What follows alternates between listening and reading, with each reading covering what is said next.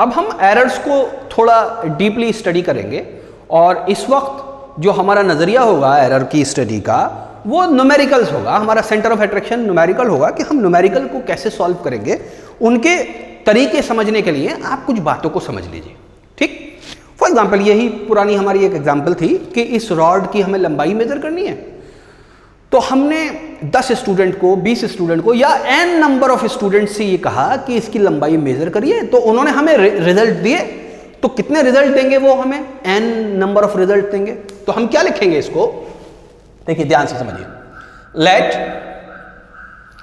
A1 A2 और ऐसे चलते चलते AM R N number of observations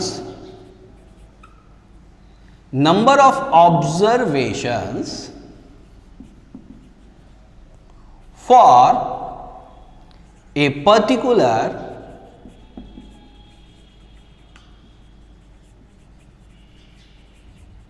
measurement. एक पर्टिकुलर मेजरमेंट है जिसके हमने ऑब्जर्वेशन किए A1 A2 A3 up to AN। तो ये किस तरीके की वैल्यू होगी, आपको एक एग्जांपल के लिए मैं समझा रहा हूं। ये वैल्यू होगी for example 2.56 centimetre, 2.72 centimetre and so on. ऐसी 10 वैल्यूज होंगी। बात समझ में? तो ये नोट्स का हिस्सा नहीं है, ये मैंने एग्जांपल के लिए आपको समझाया ये वाली लाइन। तो n नंबर ऑफ ऑब्जर्वेशंस हमारे पास आ गए। अब हम क्या करेंगे, अब ये n नंबर ऑफ ऑब्जर्वेशंस के बाद हम इसकी मीन वैल्यू निकालेंगे, क्योंकि हम इसकी ट्रू वैल्यू पता करना चाहते हैं। इन सारे ही ऑब्जर्वेशंस में एरर होगा, ये ट्रू वैल्यू नहीं बता रहे हैं। तो अब हम ट्रू वैल्यू तो पता भी नहीं कर सकते, लेकिन हम क्या करेंगे, मीन वैल्यू पता कर सकते हैं। तो हम क्या निकालेंगे, एक मीन ऑब्जर्वेशनल वैल्यू निकालेंगे, मीन ऑब्जर्वेशनल वैल्यू। ठीक है, मीन ऑब्जर्वेशनल वैल्यू को हम डिनोट किस चीज से करते हैं? हम मीन ऑब्जर्वेशनल वैल्यू को डिनोट करते हैं ए मीन से। वो होगी किसके बराबर? वो होगी सारे ऑब्जर्वेशन को आप क्या करिए, जोड़ दीजिए। कितने ऑब्जर्वेशन हैं? n नंबर ऑफ ऑब्जर्वेशंस है। इसको आप क्या करिए, n से डिवाइड कर दिए। सारे ऑब्जर्वेशन की वैल्यूज को आपने क्या किया, जोड़ दिया, उनको n से डिवाइड कर दिया। तो हमारे पास क्या चीज आ गई, मीन ऑब्जर्वेशनल वैल्यू, जिसको हम ए मीन कहते हैं या खाली मीन वैल्यू भी कह सकते हैं। ठीक, अब इस ए मीन को लिखने का एक खास तरीका है। ए मीन को या इस पूरे इतने बड़ी एक्सप्रेशन को लिखने का क्या तरीका है, हमने ये सीखा है कि हम इस तरह का ई नुमा एक सिंबल बनाते हैं, जहां पर हम इसकी वैल्यू लिखेंगे ए, क्योंकि ये बहुत सारे नंबर्स हैं, ए से लेके एन तक हैं, तो हम लिखेंगे i इज इक्वल टू 1, और इसकी वैल्यू ना 1 लिखेंगे, ना 2 लिखेंगे, ना n लिखेंगे, ए आई लिख देंगे। और ए आई वेरी कर रहा है। इस सिंबल का क्या मतलब है, ये सारे वैल्यूज को ऐड करेगा। कहां से ऐड करेगा? 1 से ऐड करेगा, और कहां तक ऐड करेगा? n तक ऐड करेगा। यानी 1 a1 plus a2 plus a3 up to an तक ऐड कर देगा। इस सिंबल का मतलब ये है, इस सिंबल को बोलते हैं सिंबल ऑफ समेशन। ऐड करने के बाद किससे डिवाइड करेंगे हम? उसको n से डिवाइड करेंगे, क्योंकि ये फॉर्मूले का हिस्सा है। तो a मीन को हम ऐसे निकाल सकते हैं। तो हमारे पास क्या आ गई, मीन वैल्यू आ गई फॉर द टाइम बीइंग, या इस वक्त तक सबसे ज्यादा सुटेबल वैल्यू यही है। तो मैं इसको क्या बोल देता हूं, फिलहाल इसी वैल्यू को ट्रू वैल्यू बोल देता हूं। बात समझ में आ गई? सबसे ज्यादा करीब, सबसे ज्यादा मोतबर या सबसे ज्यादा बेहतरीन जो वैल्यू है हमारे पास, वो ये वैल्यू होगी। तो इसलिए इसको क्या बोल देता हूं, मैं ट्रू वैल्यू बोल देता हूं। खास बात, आप देखिए जो ऑब्जर्वेशन है A1 A2 up to AN, इनमें एक खास बात ये होगी कि नंबर के साथ साथ यूनिट लगी हुई होगी।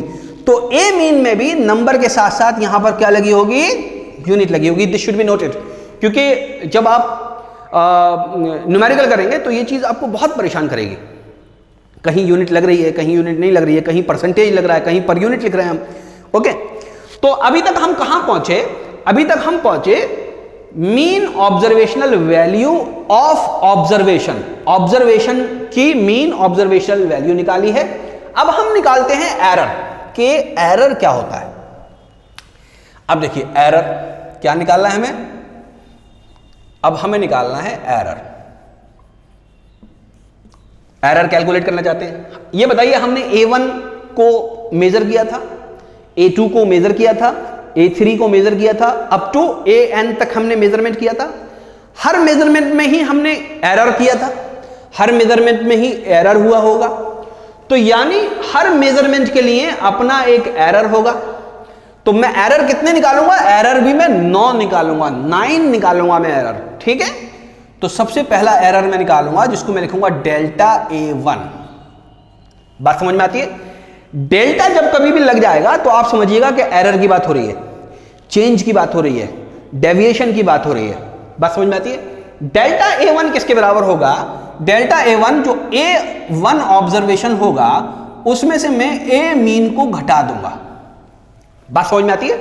तो ये कौन सा एरर होगा, ये ऑब्जर्वेशन 1 का एरर होगा। तो मैं इसको क्या लिख सकता हूं, बेसिकली ये क्या है, basically error of first observation. First observation का ये एरर है। दूसरे ऑब्जर्वेशन का एरर क्या होगा, डेल्टा A2, वो किसके बराबर होगा, A2 में से मैं A मीन को माइनस करूंगा और ये होगा एरर ऑफ सेकेंड ऑब्जर्वेशन। इसी तरह से मैं चलता चला जाऊंगा और मैं डेल्टा AN निकालूंगा, वो बराबर होगा AN minus A mean. A mean हमेशा फिक्स रहेगा और ये किसके बराबर होगा, error of nth observation. nth observation का एरर मैंने निकाल लिया। खास बात सुनिए, A मीन जो आई वैल्यू, ये तो एक पॉजिटिव वैल्यू होगी, समझते हैं बात को। कभी इस वैल्यू से मैंने कम नापा होगा चीज को, कभी ज्यादा नापा होगा। ठीक, फर्ज कीजिए A मीन आता है 2.5, तो कभी तो मेरा ऑब्जर्वेशन 2.4 रहा होगा, कभी मेरा ऑब्जर्वेशन 2.6 रहा होगा। इसका मतलब ये जितने भी एरर आए हैं ये सारे के सारे ये पॉजिटिव भी हो सकते हैं और नेगेटिव भी हो सकते हैं। पॉजिटिव और नेगेटिव दोनों वैल्यूज होंगी। तो अगर मैं इन एरर्स का मीन निकालूं तो मेरे पास 0 आने की संभावना है या 0 आने की पॉसिबिलिटी है। ये बात समझते हैं आप?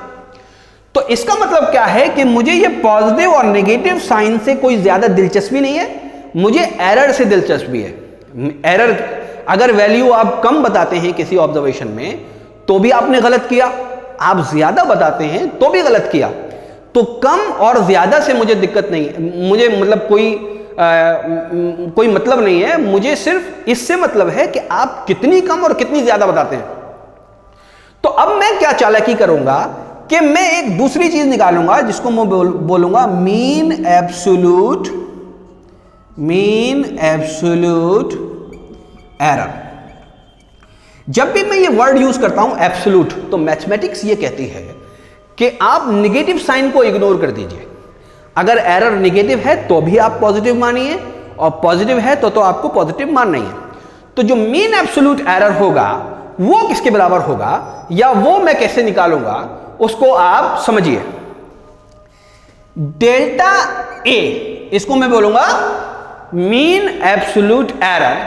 ये डेल्टा A मीन का बेसिकली A मीन का जो एरर होगा उसको मैं कैसे लिखूंगा, इसका भी मैं क्या करूंगा, मीन निकाल लूंगा और इसको लिखूंगा डेल्टा A1 और यहां पर बार लगा दूंगा, प्लस डेल्टा A2, यहां पर भी मैं बार लगा दूंगा और ये चलता चला जाएगा और डेल्टा AN यहां पर भी मैं बार लगा दूंगा। बात समझ में आ रही है?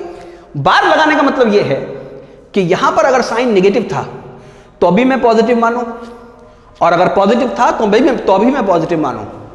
तो यानी सारे एरर्स को जो नेगेटिव हैं उनको भी मैं पॉजिटिव मानकर ही जोड़ दूं। अगर मैं ऐसा नहीं करूंगा तो एरर 0 हो सकता है। तो 0 एरर तो है नहीं, हर ऑब्जर्वेशन में एरर है। तो मैं क्या करूं, नेगेटिव साइन को इग्नोर कर दूं और उसको तरीका क्या है रिप्रेजेंटेशन का कि ये 2 पैरेलल डंडे या खंभे या लाइन में खड़ी कर देता हूं। इसको मैं किससे डिवाइड करूं, क्योंकि n ऑब्जर्वेशन है, इसको n से डिवाइड कर दूं। तो ये जो मेरे पास आया डेल्टा A मीन, ये बेसिकली क्या होगा, मीन एब्सोल्यूट एरर होगा। मीन एब्सोल्यूट एरर की वैल्यू एक ही होती है, लेकिन ये पूरे n ऑब्जर्वेशंस का होता है। Mean absolute error n observation का होता है। अब खास बात समझिए, अब ये जो मीन एब्सोल्यूट एरर आया, ये हमें बताता क्या है, या आइडिया क्या देता है?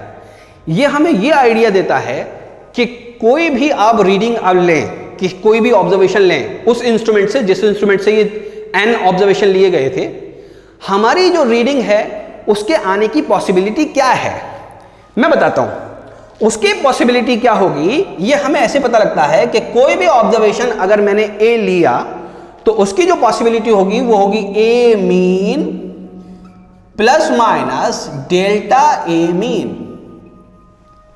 बात को समझिएगा, ये कोई भी एक ऑब्जर्वेशन है, ये ए मीन है। ए मीन मतलब जो बहुत सारे ऑब्जर्वेशन लेने के बाद ए मीन आया, या आप इसको बोल सकते हैं ट्रू वैल्यू बोल सकते हैं। प्लस माइनस यानी कम भी और ज्यादा भी। ये प्लस माइनस मैंने जानबूझ के यहां पर इसलिए लगाया है क्योंकि यहां पर हमने एब्सोल्यूट किया था, एरर में भी पॉजिटिव एरर में भी नेगेटिव, तो इसीलिए प्लस और माइनस लगाया मैंने। और यहां पे क्या लिखा, delta A mean. What is delta A mean? Delta A mean is mean absolute error, क्योंकि मीन एब्सोल्यूट एरर हमेशा पॉजिटिव होगा और एरर हमेशा पॉजिटिव नहीं होता, वो नेगेटिव भी हो सकता है, इसलिए दोनों मैंने साइन यहां यूज कर लिए। ये मुझे क्या बताता है, ये जो एक्सप्रेशन है ये मुझे बेसिकली रेंज ऑफ ऑब्जर्वेशन बताता है। रेंज ऑफ ऑब्जर्वेशन यानी जब कभी भी मैं कोई ऑब्जर्वेशन लूंगा किसी उस इंस्ट्रूमेंट से जिससे ये मैंने n ऑब्जर्वेशन लिए थे, तो मेरी जो वैल्यू है वो इस रेंज में, देखिए प्लस माइनस लिखा हुआ है, इसका मतलब रेंज है ये, ठीक। दो वैल्यूज हैं, तो एक छोटी वैल्यू है, एक बड़ी वैल्यू। छोटी वैल्यू कौन सी है, मैं आपको यहां पर बताता हूं, इस जगह बताता हूं, इसको मैं यहां समझाता हूं। छोटी वैल्यू कौन सी है? छोटी वैल्यू है इसके अंदर सबसे छोटी ए लोअर।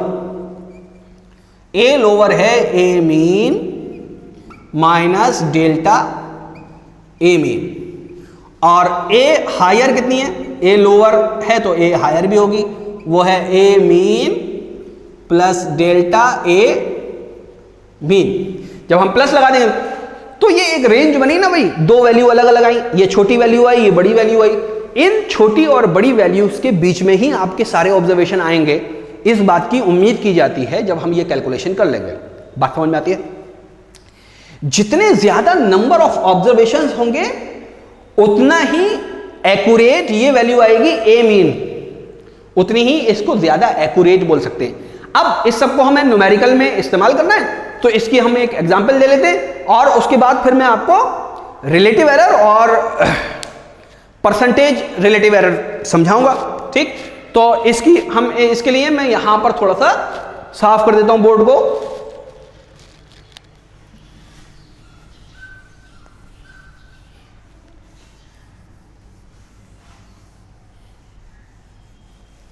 ठीक है, इस एक्सप्रेशन को ध्यान में रखिएगा। ये जो एक्सप्रेशन लिखी, फर्ज कीजिए मैंने आपसे ये कहा कि फला जगह वोल्टेज है, दो टर्मिनल्स पर वोल्टेज है, आप उसको मेजर कर लाइए। तो आप मुझे जो मेजर करके लेकर आए, आपने बहुत सारे ऑब्जर्वेशन लिए, आपने उससे मीन एब्सोल्यूट एरर निकाला, तो आप मुझे किस तरीके से बताएंगे? आप मुझसे कहेंगे सर फला जगह जो वोल्टेज है वो V है और वो किसके बराबर है? वो सपोज 5 प्लस माइनस 0.1 वोल्ट के बराबर है। जब भी आप एरर को इंट्रोड्यूस करते हैं वैल्यूज के अंदर, तो याद रखिए कि हम किस तरीके से बताते हैं। हम इस तरीके से बताते हैं कि एक तो ट्रू वैल्यू होती है या मीन वैल्यू होती है, और एक मीन एब्सोल्यूट एरर होता है, ठीक। अब जो आपने वोल्टेज बताया मुझे, ये आपने बेसिकली क्या बताया? मुझे ऑब्जर्वेशन बताया। क्या बताया आपने? ये मुझे एक ऑब्जर्वेशन बताया, एक ठोस वैल्यू बताई। ये बेसिकली क्या चीज है? ये बेसिकली मीन वैल्यू है, और ये क्या चीज है? ये मीन एब्सोल्यूट एरर है, ठीक है। बात समझ में आ रही है? मीन एब्सोल्यूट एरर, और ये आपकी मीन वैल्यू या ट्रू वैल्यू, इसको ट्रू वैल्यू भी बोल सकते हैं, और ये बेसिकली क्या बताया आपने, ऑब्जर्वेशन बताया। आपने ऑब्जर्वेशन क्या होता है, mean value plus minus absolute error, this is the formula. खास बात क्या है कि इस 5 के साथ भी यूनिट लगी हुई है 5 वोल्ट, और इस 0.1 के साथ भी यूनिट लगी हुई है 1 वोल्ट, ठीक। तो इसलिए इन दोनों के साथ क्या लगी हुई है, यूनिट लगी हुई है, इसलिए इसको क्या बोलते हैं हम, एब्सोल्यूट वैल्यू बोलते हैं। एब्सोल्यूट वैल्यू के अंदर यूनिट होती है और वो हमेशा पॉजिटिव होती है। ये प्लस और माइनस फॉर्मूले का हिस्सा है। बात समझ में आ गई?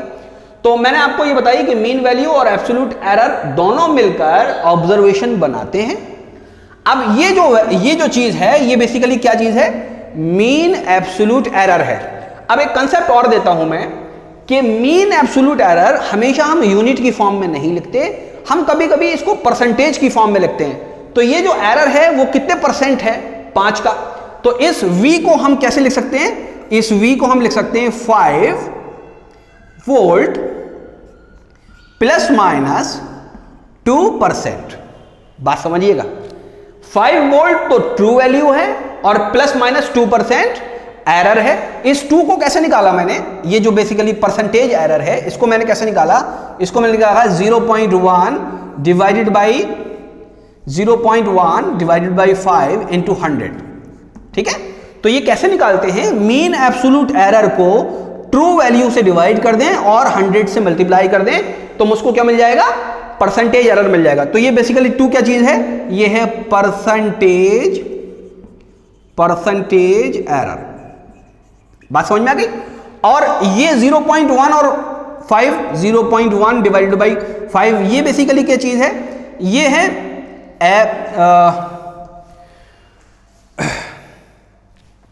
ये जो चीज है ये है रिलेटिव एरर। क्या चीज है, रिलेटिव एरर। बात समझ में आई?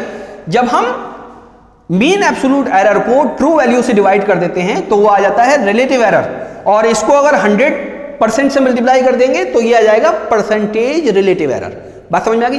तो इतनी चीज आप नोट्स बना लीजिए, इन सब चीजों को बिल्कुल अच्छे तरीके से रट लीजिए, सारे फॉर्मूले याद कर लीजिए।